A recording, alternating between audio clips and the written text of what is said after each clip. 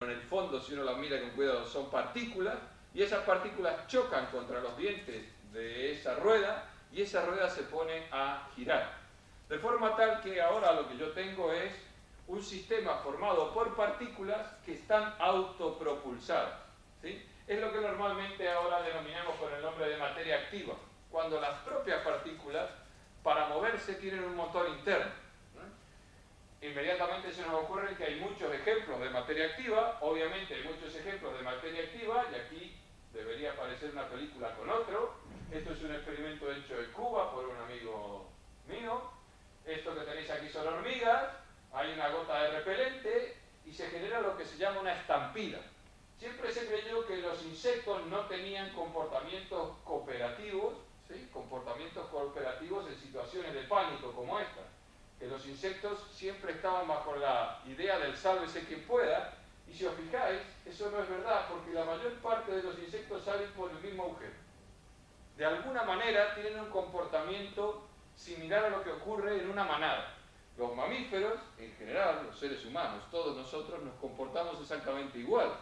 En particular, el ejemplo más dramático es el de las ovejas. Las ovejas tienen un comportamiento en términos de manada muy fuerte. Si una oveja salta a un precipicio porque se quiere suicidar, se matan 40 atrás de ella.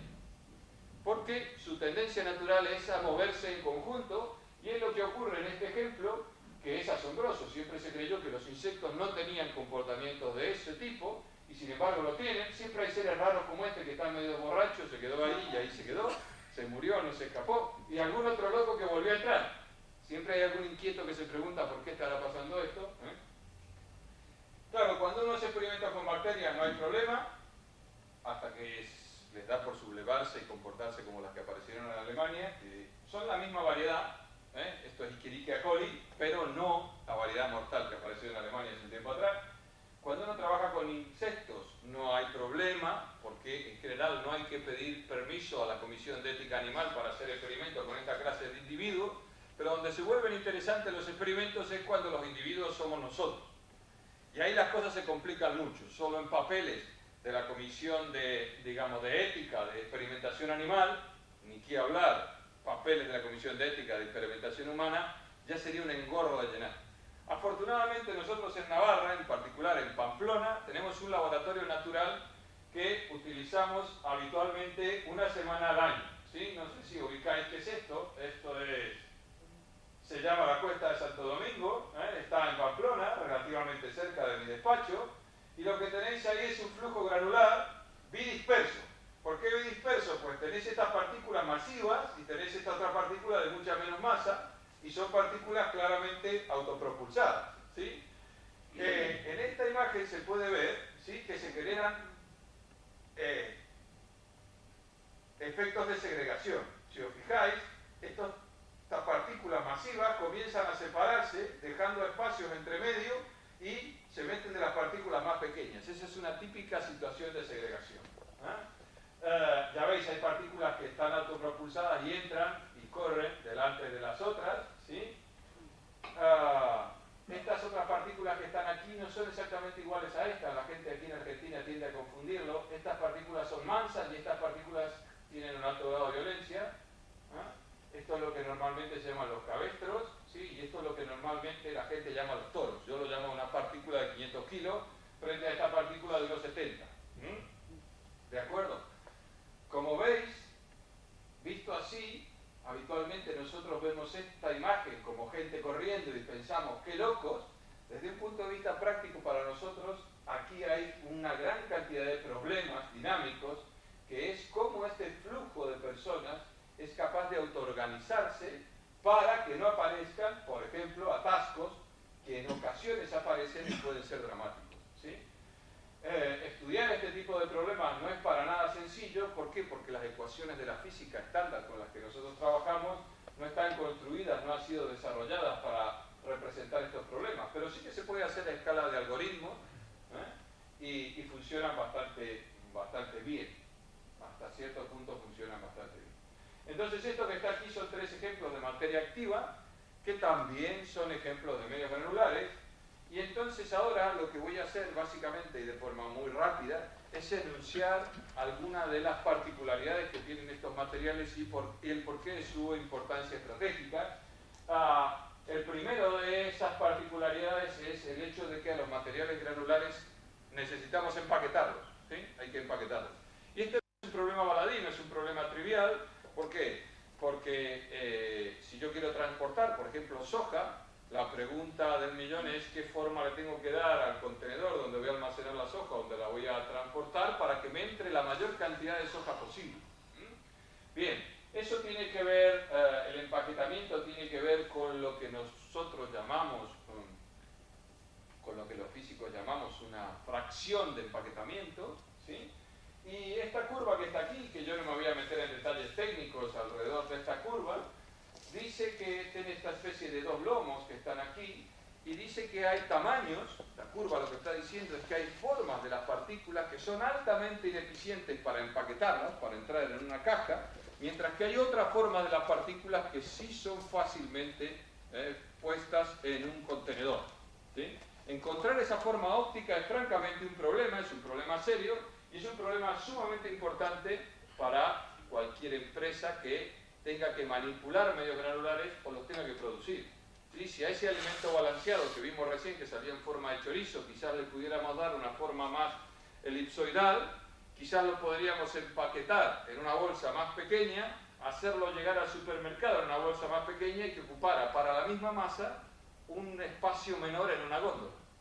De forma tal que el problema del empaquetamiento es un problema sumamente importante desde el punto de vista estratégico y es un auténtico quebradero de cabeza para la raza humana desde que tenemos conciencia de civilización, porque hay escritos desde la época de los egipcios opinando sobre qué forma darle a los sistemas para que se empaqueten mejor los granos de cereal. En particular, este tipo de estructuras suele buscarse su empaquetamiento óptimo a través de lo que se llama una red de Apolonio, ¿sí? Y ese problema está planteado en la Grecia clásica, ¿de acuerdo? Bien, otro resultado muy interesante de los medios granulares es que en el interior de un material granular las fuerzas no se propagan de forma homogénea. Si vosotros tenéis un contenedor que tiene un líquido y apretáis por encima el líquido, ese esfuerzo que hagáis, ese intentar apretar un líquido, se va a propagar homogéneamente por todo el sistema, ¿sí? La fuerza que vosotros hagáis sobre el líquido se propaga homogéneamente por todo el sistema. Eso se conoce con el nombre del principio de Pascal y así es que funciona, por ejemplo, un gato hidráulico que os permite subir un acoplado de 4.000, 5.000 kilos con la fuerza del brazo. Ese comportamiento típico de los líquidos, el hecho de que los esfuerzos se propaguen de forma homogénea en su interior, para nada tiene su parangón en el material granular. Y aquí yo tengo, no creéis que tengo nada mágico, después si queréis os podéis acercar y mirarlo. Aquí dentro hay partículas, unas partículas que tienen algunas propiedades especiales y como veis ahí se ve todo oscuro porque esas partículas están libres, no tienen contacto entre sí, pero si yo hago cierta fuerza sobre esas partículas veréis que van a aparecer allí unas líneas, ¿veis? De varios colores. Si quito la fuerza, en parte eso desaparece, algunas líneas quedan, luego vuelvo a aplicar la fuerza y veis que aparecen esas líneas. Estas líneas que veis por aquí, ¿sí? Cuanto más las veáis, por ejemplo esas que están ahí, cuanto más las veáis, más fuerza hay atravesando a lo largo de esas partículas, pasando por estas partículas.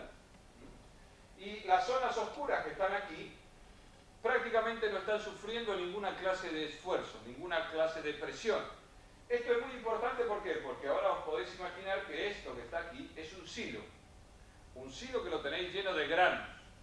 Y los silos no diseñados para almacenar granos no se parecen en nada a los silos diseñados para almacenar líquido. Una presa se hace mucho más gorda, mucho más ensanchada en su base que en su parte superior, porque en la base la presión es mucho mayor. Crece la presión con la altura, más os sumergís dentro de la presa, más presión existe. Sin embargo, dentro de un silo que contiene materia granular, eso no es verdad. Se conoce con el nombre de ley de Janssen o principio de Janssen, y a medida que os sumergís en el interior de un silo, si pudierais hacerlo con grano, la presión satura. Llega un momento donde más os sumergís, no notaréis que la presión que hay sobre vosotros cambie. ¿Y eso por qué tiene que ver? Por la aparición de estas cadenas de fuerza, estos puntitos brillantes que nosotros vemos aquí. Vosotros veis aquí, yo le llamo típicamente, nosotros en el gremio, vamos a decir así, lo llamamos cadenas de fuerza. Hay regiones donde se propaga la fuerza dentro del material y otras regiones donde el material está completamente libre y podríamos decir hasta cómodo. Por dar una aplicación práctica, una situación típica de estas, imaginaros que llenáis un silo de granos de arroz. Estas zonas que veis más iluminadas corresponderían a granos de arroz que están soportando presiones altísimas, ¿sí? Del orden de 5 a 10 veces la presión media que hay en el interior del silo. Y otros granitos de arroz no estarían sintiendo más que su propio peso. Ese resultado es importante porque, entre otras cosas, es el responsable de que ciertos procesos de almacenamiento en silos sean destructivos para parte de los granos que contienen.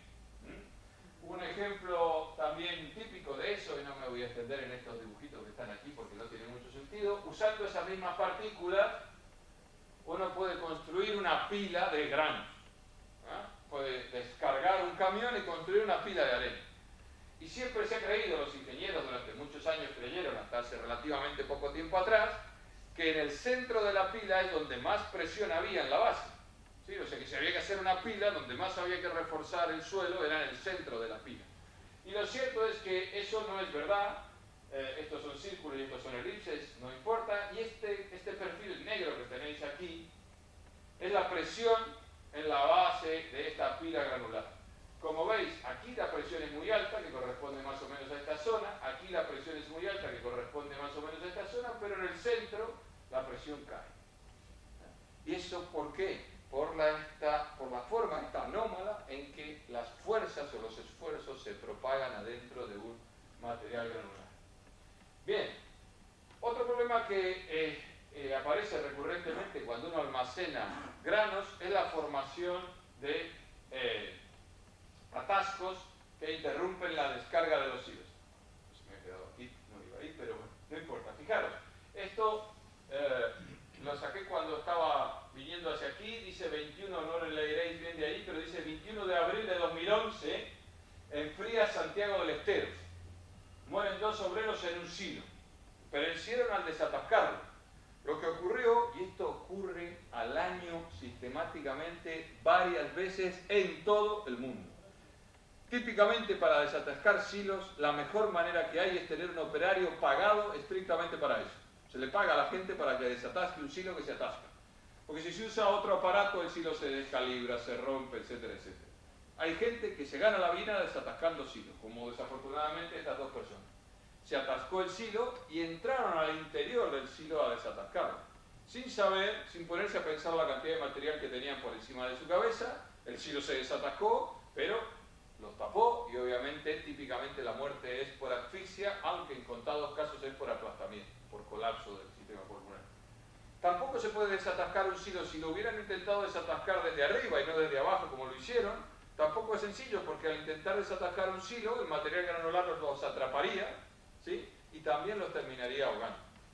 De forma tal que el problema de los atascos en los silos es un problema importante. Bueno, aquí hay una foto de uno de los silos que nosotros tenemos en el laboratorio, con los que trabajamos habitualmente para estudiar precisamente la formación de atascos y cómo desatascarlos. Ahora no me voy a extender en eso. Y de lo que voy a hablar rápidamente, mencionar que otro problema importante es el del transporte de material granular. He mencionado sistemáticamente aquí el grano, los camiones que llevan grano, los trenes que llevan grano. No siempre ese transporte se hace voluntariamente, a veces involuntariamente, y esto que tenéis aquí ha dado la vuelta al mundo estos días. Os dije que iba a mencionar esto, es la pluma de ceniza del volcán Puyehue. Esto que tenéis aquí es bastante grande, no sé, desconozco la escala de esta foto, pero esto desde luego son cientos de metros, con ceniza. Cuando hablamos de ceniza, hablamos de partículas caso están siendo transportadas en forma de suspensión. Es el flujo